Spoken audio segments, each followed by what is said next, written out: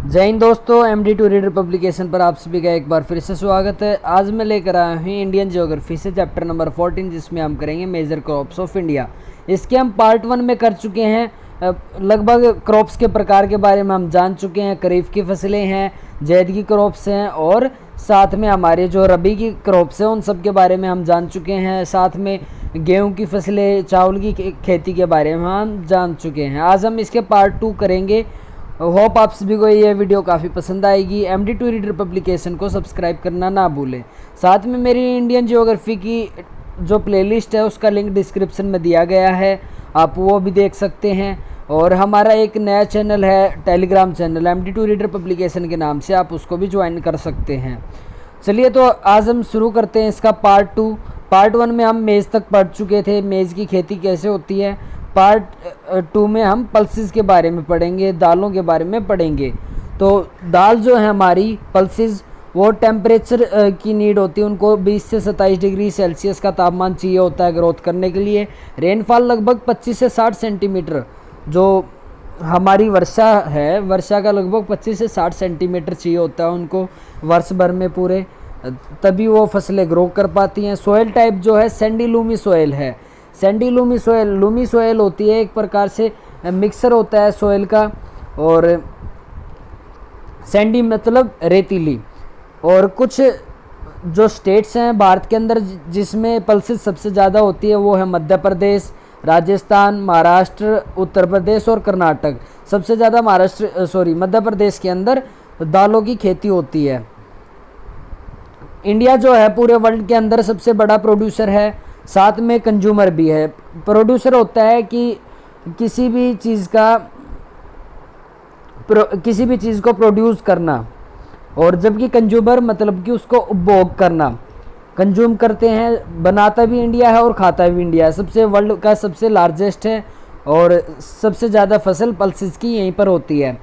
और जो पल्सेस है वो एक प्रकार से हमारे लिए प्रोटीन का बहुत बड़ा स्रोत है। वेजिटेरियन डाइट के अंदर प्रोटीन का काफ़ी महत्वपूर्ण योगदान इनका रहता है। अब जो भारत के अंदर सबसे ज़्यादा दालें बोई जाती हैं वो अरहर की दाल है, उड़द की दाल है, मूंग की दाल, मैसूर की दाल, पीस, मटर और ग्राम चने। ये सारी की सारी फसलें भारत के अंदर उगाई जाती हैं। जो अरहर की दाल है उनको छोड़ के बाकी की जितनी भी हमारी फसलें हैं वो सारी की सारी हमारी सोइल की, मिट्टी की जो फर्टिलिटी है उसको रिस्टोर करती है। मतलब कि एक तरीके से हमारी मिट्टी की उपजाऊ शक्ति को बढ़ाते हैं ये। इसके लिए भारत सरकार ने कुछ स्कीम भी चलाई है। National food security mission for pulses development scheme and technology mission on pulses. ये सारी की सारी स्कीम है जो कि गवर्नमेंट ने चलाई है पल्सेस प्रोडक्शन को सपोर्ट करने के लिए। अब हम शुगर केन की खेती के बारे में पढ़ेंगे। गन्ने की खेती कैसे की जाती है, किस इन्वायरमेंट में होती है। टेम्परेचर लगभग जो है 21 से 27 डिग्री सेल्सियस के बीच में इसको तापमान की ज़रूरत होती है।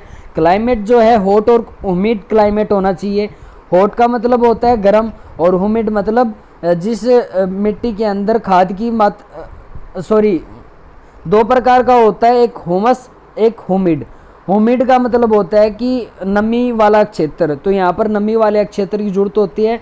और ह्यूमस होती है मिट्टी के अंदर, जो कि उसकी ऑर्गेनिक का मतलब खाद कितना प्रेजेंट है मिट्टी के अंदर उस बात को दर्शाता है।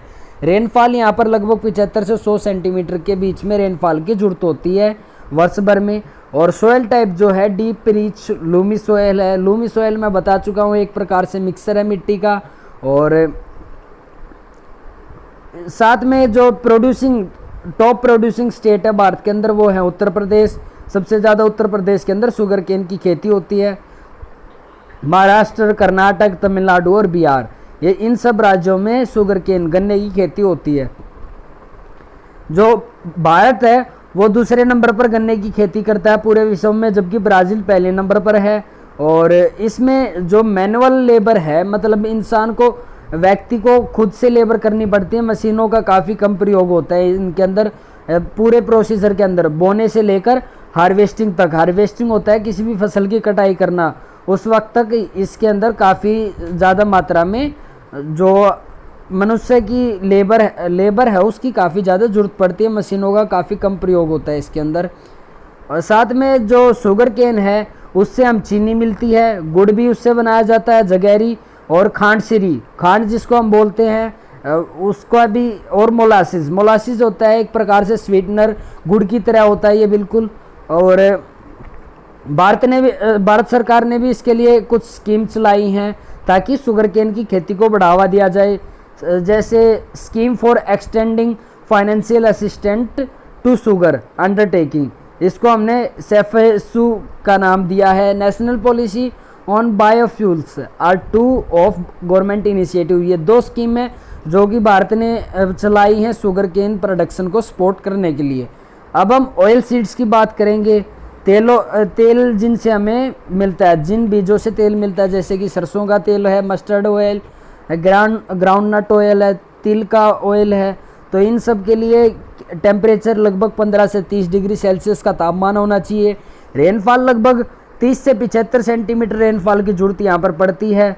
सोयल टाइप है जो वो है लूम टू क्ले लूम का एक प्रकार से दोमट मिट्टी को हम लूम सोयल बोलते हैं इंग्लिश के अंदर, दोमट मिट्टी। और क्ले सोयल जो होती है वो काफ़ी बारीक कण वाली मिट्टी होती है, क्लेई सोयल जिसको हम बोलते हैं। साथ में सैंडी लूम्स मतलब कि रेतीली जो दोमट मिट्टी है उसकी जरूरत यहाँ पर पड़ती है। वेल ड्रेन्ड का मतलब है पानी की काफ़ी ज़्यादा मात्रा यहाँ पर होनी चाहिए। वेल ड्रेन उसके इरिगेशन में काफ़ी एडवांस इरिगेशन इसको चाहिए होता है। अब कुछ top oil seed producing states है, जिन राज्यों के अंदर सबसे ज़्यादा ऑयल सीड्स होते हैं वो है मध्य प्रदेश, राजस्थान, गुजरात, महाराष्ट्र और यूपी। सबसे ज़्यादा मध्य प्रदेश के अंदर ऑयल सीड्स की खेती की जाती है। अब जो सबसे ज़्यादा ऑयल सीड्स भारत के अंदर उगाए जाते हैं वो है ग्राउंड नट, जो कि एक खरीफ फसल्स का एक प्रकार है। लिनसीड राबी क्रॉप है एक। मस्टर्ड राबी क्रॉप है, ये भी रबी क्रॉप। मस्टर्ड सरसों के तेल को हम बोलते हैं, सरसों बोलते हैं मस्टर्ड।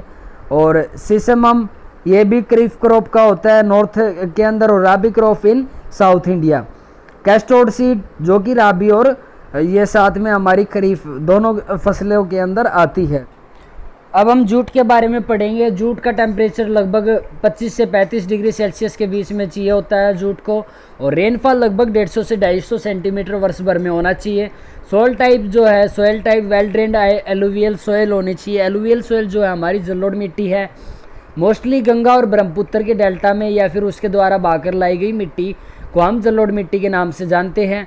और जो भारत के अंदर टॉप प्रोड्यूसिंग जूट स्टेट्स हैं, जूट वाले जहाँ पर जूट की खेती सबसे ज़्यादा होती है वो है वेस्ट बंगाल, बिहार, असम, आंध्र प्रदेश, उड़ीसा। वेस्ट बंगाल के अंदर सबसे ज़्यादा जूट की खेती होती है क्योंकि वहाँ पर जो हमारी गंगा नदी और ब्रह्मपुत्र नदी है वो डेल्टा बनाती है, और उस डेल्टा की जो मिट्टी है वो एलुवियल सोयल है, जलोढ़ मिट्टी है। इस वजह से वहाँ पर जूट की खेती सबसे ज़्यादा होती है।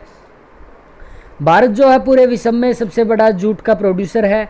गोल्डन फाइबर के नाम से भी हम जूट को जानते हैं, और ये मेनली ईस्टर्न इंडिया के अंदर कंसंट्रेटेड है क्योंकि जो हमारा पूर्वी भारत है वहाँ पर alluvial soil Ganga Brahmaputra delta के द्वारा इकट्ठा की गई है, और मोस्टली वहाँ पर इस चीज़ की खेती होती है। इसके लिए गवर्नमेंट ने कुछ स्कीम भी चलाई हैं, जैसे golden fibre revolution and technology mission on jute and मिस्टा are two of government initiative. ये 2 हैं, एक है गोल्डन फाइबर रिवॉल्यूशन, दूसरा है टेक्नोलॉजी मिशन ऑन जूट। ये 2 हमारे इनिशिएटिव है जो कि भारत सरकार द्वारा चलाए गए हैं जूट की खेती को बढ़ावा देने के लिए। ये जूट का प्रयोग जो होता है वो है गनी बैग, बोरी बनाने में, मैट्स जो कि हम फर्श के ऊपर बिछाते हैं मैट बनाने के लिए, रोप्स रस्सी बनाने के लिए, कारपेट्स बनाने के लिए। तो ये सब बनाने के लिए हम जूट का प्रयोग करते हैं, और भारत जो है पूरे विश्व में जूट की खेती में सबसे आगे है। अब हम कॉटन की बात करेंगे, कपास के बारे में पढ़ेंगे। कपास जो है उसका टेम्परेचर लगभग उसकी खेती के लिए 21 से 30 डिग्री सेल्सियस तापमान की ज़रूरत होती है वर्ष में, एवरेज इसका होता है। और रेनफॉल लगभग 50 से 100 सेंटीमीटर के बीच में वर्षा इसको चाहिए होती है। सोयल जो है वो है well drained black cotton soil. Black soil काली मिट्टी, रेगुड़ मिट्टी की जरूरत यहाँ पर होती है जो कि डेक्कन प्लेट्यू के अंदर पाई जाती है। तो मोस्टली कॉटन की जो खेती है वो हमारे डेक्कन प्लेट्यू के अंदर होती है। गुजरात वाले क्षेत्र में, राजस्थान वाले क्षेत्र में इसकी खेती की जाती है। जो भारत के कॉटन के टॉप प्रोड्यूसिंग स्टेट्स हैं वो है गुजरात, महाराष्ट्र, तेलंगाना, आंध्र प्रदेश और राजस्थान। सबसे ज़्यादा गुजरात के अंदर कॉटन की खेती की जाती है, कपास की खेती की जाती है। कॉटन टेक्सटाइल भी काफ़ी ज़्यादा मात्रा में वहाँ पर लगाई जाती हैं। और जो ये है कॉटन जो है वो एक प्रकार से खरीफ क्रॉप है और इसको पकने के लिए 6 से 8 मंथ लगते हैं, 6 से 8 महीने का समय इसको चाहिए होता है और काफ़ी ज़्यादा तेज़ धूप की इसको ज़रूरत होती है। और जो भारत है, ऐसा माना जाता है कि भारत से ही कॉटन की खेती की शुरुआत हुई है। भारत में ही सबसे पहले कपास की जो खेती है वो की गई थी। और साथ में कॉटन जो है एक genetically modify into BT cotton, BT cotton में उसको मॉडिफाई कर दिया गया है ताकि वो अपने इन्वायरमेंटल स्ट्रेस से फाइट कर सके और पेस्ट अटैक से खुद को बचा सके। पेस्ट होते हैं हमारे जो कीट होते हैं, उनसे ये अपना बचाव करते हैं। कीट पतंगे जिनको हम बोलते हैं, पेस्ट बोलते हैं। Silver fibre revolution and technology mission on cotton, ये सारे जो हैं गवर्नमेंट इनिशिएटिव हैं जो कि भारत सरकार द्वारा इनकी शुरुआत की गई है कॉटन प्रोडक्शन को बढ़ाने के लिए। अब हम कॉफ़ी के बारे में पढ़ेंगे। कॉफ़ी एक प्रकार से पेय पदार्थ है। इसको टेम्परेचर लगभग 15 से 28 डिग्री सेल्सियस की ज़रूरत होती है और रेनफॉल लगभग 150 से 250 सेंटीमीटर की ज़रूरत होती है वर्ष में एवरेज रेनफॉल। और ज़्यादातर ये रेनी जहाँ पर वर्ष भर में वर्षा होती रहती है उस एरिया में ये कॉफ़ी की खेती की जाती है। सॉइल टाइप जो है वो वेल ड्रेन्ड होनी चाहिए, पानी की कोई कमी वहाँ पर होनी नहीं चाहिए।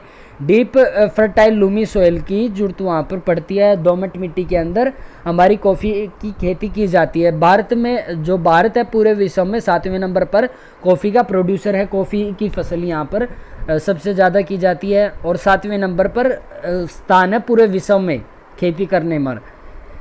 अब जो कॉफ़ी है वो ऐसा माना जाता है कि यमन से लाई गई थी और उसके बाद में बाबा वुडन हिल्स जो है भारत के अंदर, वहाँ पर इसको इंट्रोड्यूस किया गया था। कॉफ़ी को फसल यहाँ पर सबसे पहले लगाई गई थी। टॉप कॉफ़ी प्रोड्यूसिंग स्टेट्स जो हैं वो है कर्नाटक, केरल, तमिलनाडु। मोस्टली ये हिली एरिया के अंदर होती है। और जो भारत की एक वैरायटी है कॉफ़ी की, काफ़ी खास वैरायटी है अरेबिका कॉफ़ी, जो कि पूरे विश्व भर में फेमस है।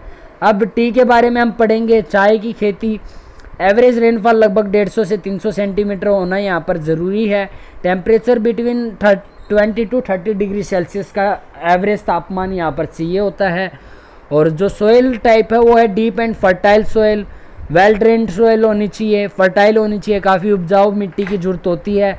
मिट्टी के अंदर हुमस होता है फर्टिलिटी बढ़ाने के लिए। जो खाद होते हैं हुमस और ऑर्गेनिक मैटर, ये सब मिट्टी के अंदर होने चाहिए। और जो भारत है पूरे विश्व में दूसरे नंबर पर चाय की खेती करता है। जो ये मोस्टली जो टी है वो ऐसा माना जाता है कि भारत के अंदर ब्रिटिश ने शुरुआत की थी और भारत और चाइना से ही चाय की खेती की शुरुआत हुई है। और जो हमारे भारत की ईस्टर्न हिल्स है, पूर्वांचल की पहाड़ियाँ है, वहाँ पर सबसे ज़्यादा चाय की खेती की जाती है। ह्यूमिड क्लाइमेट होना ज़रूरी है, नमी होनी चाहिए यहाँ पर क्लाइमेट में। और रेनफॉल जो है वो काफ़ी ज़्यादा मात्रा में होना चाहिए। साथ में जो हिली एरिया हमारा पूर्वांचल की पहाड़ियाँ है, वहाँ पर ये उगाई जाती है क्योंकि पानी पहाड़ियों से बहाकर आ जाता है। टेरेस फार्मिंग के लिए एक बहुत अच्छा एग्जाम्पल है जो कि हमारी चाय की खेती में काफ़ी महत्वपूर्ण है, टेरेस फार्मिंग। और जो भारत के टॉप प्रोड्यूसिंग स्टेट है वो है असम, वेस्ट बंगाल, तमिलनाडु। इन 3 राज्यों के अंदर सबसे ज़्यादा चाय की खेती की जाती है और ये काफ़ी स्किल्ड लेबर्स की इनको ज़रूरत होती है। जो चाय है वो उसके लिए भारत सरकार ने कुछ स्कीम चलाई हैं, जैसे tea development and promotion scheme, wage compensation scheme and tea boutiques. ये कुछ ऐसे इनिशिएटिव हैं जो हमारी भारत सरकार द्वारा चलाई गई हैं। अब हॉर्टिकल्चर क्रॉप्स के बारे में हम पढ़ेंगे। हॉर्टिकल्चर क्रॉप्स के अंदर हमारे फ्रूट्स एंड वेजिटेबल्स आते हैं, साथ में फ्लावर्स और कुछ हर्ब्स होती हैं जिन झाड़ियों से हमारी दवाइयाँ बनती हैं, उनको हम हर्ब्स बोलते हैं। ये सब हॉर्टिकल्चर क्रॉप्स के अंदर काउंट होती हैं। भारत जो है वो हॉर्टिकल्चर के मामले में सेकंड नंबर पर लार्जेस्ट प्रोड्यूसर है। फ्रूट्स एंड वेजिटेबल्स यहाँ पर सबसे ज़्यादा होती हैं और इसको ट्रॉपिकल और टेम्परेट दोनों ही प्रकार के फ्रूट्स यहाँ पर उगाए जाते हैं। ट्रॉपिकल जो कि उष्णकटिबंधीय होता है हमारा, टेम्परेट भी एक प्रकार से इन्वायरमेंट है जो कि फ्रूट्स के लिए उगाने के लिए है। इंडिया जो है वो 13% वर्ल्ड की वेजिटेबल्स उगाता है, मतलब टोटल वर्ल्ड की लगभग 13% जो है वो इंडिया प्रोड्यूस करता है। इंडिया के अंदर जो पीज है, कॉलीफ्लावर है, onion, cabbage, tomato, brinjal and potato. Cauliflower गोभी है और प्याज की खेती, टमाटो, ब्रिंजल, पोटैटो, आलू की खेती सबसे ज़्यादा की जाती है। गोल्डन रिवॉल्यूशन के नाम से भी एक स्कीम चलाई गई थी भारत के द्वारा, mission for integrated development of horticulture and coordinate horticulture assessment and management using geo informatics. ये सारे के सारे प्रोजेक्ट हैं जो कि गवर्नमेंट ने चलाए हैं, गवर्नमेंट इनिशिएटिव्स हैं ये हॉर्टिकल्चर सेक्टर को बढ़ावा देने के लिए। प्रोजेक्ट चमन के नाम से भी इसको जाना जाता है, coordinate horticulture assessment and management using geo informatics. ये सारी प्रोजेक्ट चमन के नाम से जाना जाता है। रबर की खेती के बारे में अब हम पढ़ेंगे। रबर की खेती, इसको लगभग 25 डिग्री सेल्सियस से ज़्यादा का टेम्परेचर चाहिए होता है। मॉइस्ट टेम्परेचर, वायु के अंदर मॉइस्चर होना काफ़ी ज़रूरी है इसके लिए। ह्यूमिड क्लाइमेट, ह्यूमिडिटी भी काफ़ी ज़्यादा होनी चाहिए, जलवायु ह्यूमिड होना चाहिए वहाँ का। रेनफॉल लगभग 200 सेंटीमीटर से ज़्यादा होनी चाहिए यहाँ पर। सोयल टाइप है जो एलुवियल सोयल, जलोढ़ मिट्टी की यहाँ पर ज़रूरत पड़ती है। जो टॉप रबर प्रोड्यूसिंग स्टेट्स हैं वो है केरल, तमिलनाडु, कर्नाटक। ये 3 स्टेट है जहाँ पर सबसे ज़्यादा रबड़ की खेती की जाती है। ये सबसे ज़्यादा महत्वपूर्ण रॉ मटेरियल है। रॉ मटेरियल का मतलब होता है कच्चा मटेरियल जिससे बाद में कन्वर्ट करके कोई एक दूसरा मटेरियल बनाया जाता है, उसको हम रॉ मटेरियल बोलते हैं। ये एक प्रकार से इक्वेटोरियल क्रॉप है, इसको कुछ स्पेशल कंडीशंस की ज़रूरत होती है। ट्रॉपिकल और सब ट्रॉपिकल एरिया दोनों एरिया के अंदर ये ग्रोथ कर लेती है। उष्णकटिबंधीय एरिया के और उपोष्णकटिबंधीय एरिया दोनों एरिया के अंदर ये ग्रो कर सकती है। और भारत सरकार ने जो इनिशिएटिव्स चलाए हैं वो रबर प्लांटेशन डेवलपमेंट स्कीम और दूसरा है रबर ग्रुप प्लांटिंग स्कीम। ये सारे के सारे इनिशिएटिव्स हैं जो भारत सरकार ने चलाए हैं रबर की खेती को बढ़ावा देने के लिए। तो दोस्तों आज की वीडियो में हमारी इतना ही है। हम लगभग सभी फसलों के बारे में यहाँ पर डिस्कस कर चुके हैं। होप आप सभी को वीडियो पसंद आई होगी। वीडियो को लाइक शेयर कमेंट करना ना भूलें, साथ में MD2 रीडर पब्लिकेशन को सब्सक्राइब करना ना भूलें। आप सभी का एक बार फिर से बहुत बहुत धन्यवाद।